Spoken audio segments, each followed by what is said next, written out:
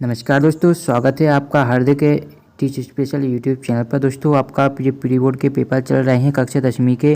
ठीक है, open book से आपके पेपर हो रहे हैं। पेपर आपको मिल ही गया होगा। ठीक है, तो यहाँ पर देखिए, आज आपको हम हिंदी विशिष्ट का सॉल्यूशन बताएंगे। ठीक है, तो इसलिए वीडियो को लास्ट तक जरूर देखें। और आपको इस चैनल पर सभी सब्जेक्ट कक्षा 9 से लेकर कक्षा 12वीं तक सभी सब्जेक्ट के सॉल्यूशन प्रोवाइड किए जाएंगे। कक्षा 9वीं 11वीं के फाइनल एग्जाम और क्या है 10th और 12th के जो प्री बोर्ड के एग्जाम आपको चल रहे हैं, उनका सॉल्यूशन आपको इस चैनल पर प्रोवाइड किया जा रहा है। इसलिए चैनल को सब्सक्राइब नहीं किया तो कर लें, साथ ही साथ बेल आइकन भी प्रेस कर लें। और इसकी अगर पीडीएफ डाउनलोड करना चाहते हो तो लिंक डिस्क्रिप्शन में मिलेगी, वहाँ से आप इसकी पीडीएफ डाउनलोड कर पाएंगे। और टेलीग्राम ग्रुप भी दोस्तों ज्वाइन कर लीजिएगा, उसकी लिंक भी मैं डिस्क्रिप्शन में दे दूँगा, वहीं पर आपको इसकी पीडीएफ प्रोवाइड करा दी जाएगी। चलिए दोस्तों, टाइम वेस्ट न करते हुए शुरू करते हैं। सबसे पहले यहाँ पर देख लीजिए, प्री बोर्ड का परीक्षा पूर्णांक 100 रहेगा, समय 3 घंटे रहेगा। कुछ निर्देश दिएगा, इनको आपको ध्यानपूर्वक पढ़ लेना है।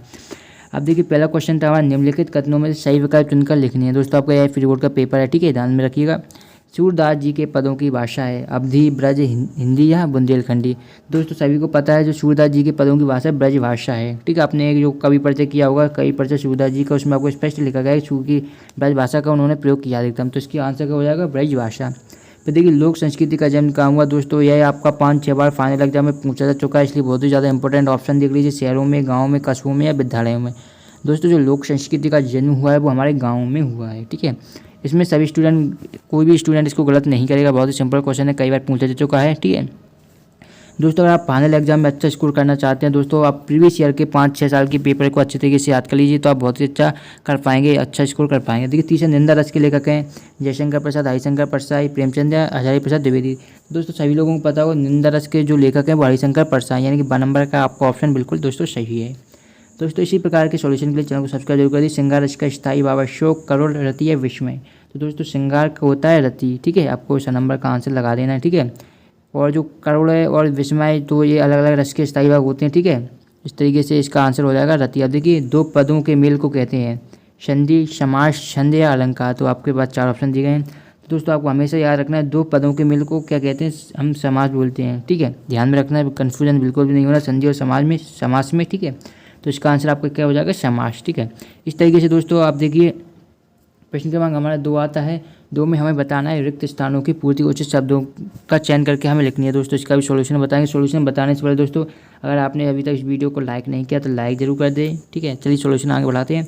स्वतंत्रता संग्राम के सेनानी पंजाब केसरी खालिस्तान हैं, तो क्या है, यहाँ पर देख लीजिए, पंजाब केसरी जो कहा जाता है वो कहा जाता है लाला लाजपत राय को। तो लाला यहाँ पर लिख देना है। फिर आपको लाजपत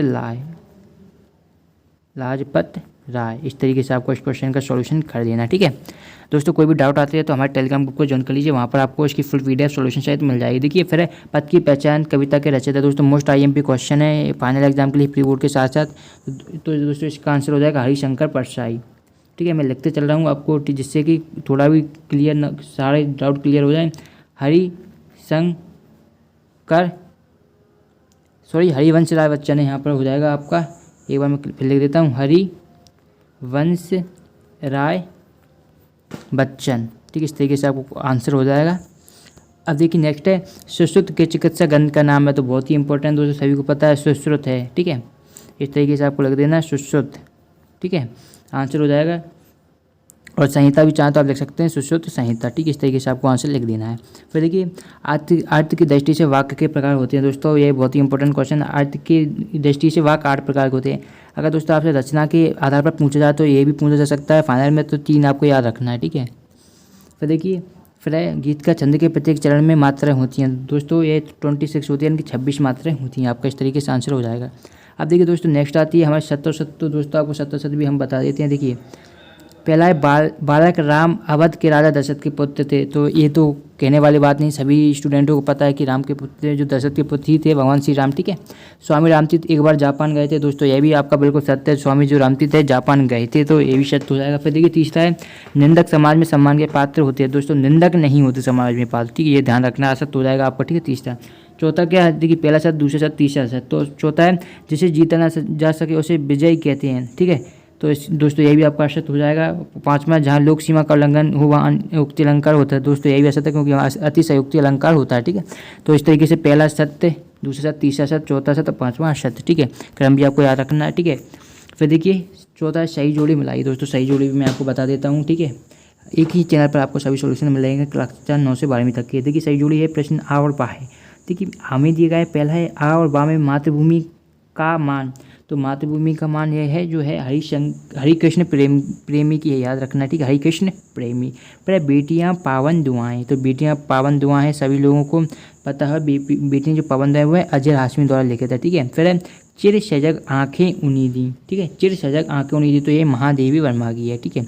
फिर नाटक में, तो नाटक में क्या होते हैं, जो नाटक होते हैं उसमें अनेक अंक होते हैं, जबकि एकांक होता क्या है उसमें एक ही अंक होता है, तो नाटक में अनेक होते हैं। फिर महाकाव्य में क्या जीवन का समग्र चित्र होता है, और जो खंडकाव्य होता है उसमें जीवन के किसी एक भाग या खंड का चित्रण होता है, ध्यान में रखना है, ठीक है। सारे डाउट क्लियर अभी कर लीजिए, फाइनल एग्जाम में बहुत ही ज़्यादा बेनिफिट मिलेगा, काफ़ी सारे क्वेश्चन इसी में से आपको पूछे जाने हैं। अब देखिए एक प्रश्न है 5, एक प्रश्नों के उत्तर एक शब्द या वाक्य में दीजिए। दोस्तों देख लीजिए इसके भी आंसर। देखिए कोयल के उसके किस गुण के कारण पसंद किया जाता है। दोस्तों सभी को पता है कोयल की जो मीठी वाणी होती है, या हम कह सकते हैं मधुर वाणी होती है, उसी कारण उसे पसंद किया जाता है। तो यहाँ पर मीठी वाणी लिख देना आपको, या मधुर वाणी, दोनों लिखेंगे, दोनों सही हैं, कोई मार्क्स नहीं काटेगा। फिर देखिए छंद के प्रकार होते हैं। दोस्तों छंद के 2 प्रकार होते हैं, ठीक है, मैंने कई वीडियो में बताया है हमेशा। देखिए एक तो होता है आपका वार्लिक छंद, ठीक है, वार्लिक छंद, और दूसरा होता है आपका मात्रिक छंद, ठीक है। इस तरीके से आपको दोनों लिख देने हैं, वार्लिक छंद और मात्रिक छंद। अगर आपसे 2 अंक में पूछा जाए तो आपको बताने पड़ेंगे कि वार्लिक छंद क्या होता है, डेफिनेशन लिखनी पड़ेगी, और मात्रिक छंद। यहाँ पर अगर 2 लिख देंगे तो भी आपका आंसर बिल्कुल सही है। देखिए फिर तीसरा भगनी निवेदिता का मूल नाम क्या था। तो यह मार्गरेट था, ठीक है। और दोस्तों इसका फुल नाम आप चाहे तो लिख सकते हैं, आपकी बुक में दिया होगा, मैंने शॉर्ट में लिख दिया, ठीक है, मार्गरेट, ठीक है। अब देखिए दोस्तों नेक्स्ट क्वेश्चन देख लेते हैं। नेक्स्ट 5वां, किन्हीं 2 महाकाव्यों के नाम लिखिए। दोस्तों महाकाव्य काफ़ी सारे आप चाहे तो कोई भी लिख सकते हैं। तो दोस्तों एक तो आपका रामचरितमानस हो जाएगा, ठीक है, रामचरितमानस, ठीक है, रामचरितमानस हो जाएगा। दूसरा आप लिख सकते हैं कामायनी, ठीक है, कामायनी। इसके अलावा आप प्रिय प्राश भी लिख सकते हैं। काफ़ी सारे महाकाव्य आप जो चाहें लिख सकते हैं, ठीक है, ऐसा नहीं कि अब मैं बता रहा हूँ आप वही लिखें। फिर देखिए इसी तरीके से दोस्तों आप आगे भी देख सकते हैं, जो आपके कुब्जा कौन थी, तो उसका उद्धार कैसे हुआ। तो कुब्जा क्या थी, कंस की दासी थी। इस तरीके से आप इनके क्वेश्चन के आंसर चाहूँ तो आपको नेक्स्ट वीडियो में बता दूंगा, ठीक है, क्योंकि ये वीडियो काफ़ी सारी बड़ी हो गई। तुलसीदास जी के मन मंदिर में सदा कौन निवास करते हैं, तो भगवान श्री राम निवास करते हैं, सही आपको पता ही होगा, ठीक है। फिर देखिए कृष्ण के कुंडलों की आकृति कैसी थी, किसके अंग अंग पुलकित हो रहे हैं, हिमालय की झीलों में कभी नागार्जुन किसके तहत, तो अंशु को देखा था, अंशु के जोड़ों को, ठीक है। व्यक्ति सम्मान के योग कब बन जाता है, ठीक है। इस तरीके से सारे क्वेश्चनों के आंसर आपके दोस्तों अगले वीडियो में मिल जाएंगे, इसलिए चैनल को सब्सक्राइब कर लीजिए। अगर सब्सक्राइब नहीं करेंगे तो सोल्यूशन की जब हम वीडियो डालेंगे तो नोटिफिकेशन आप तक नहीं पहुँच पाएगी, ठीक है।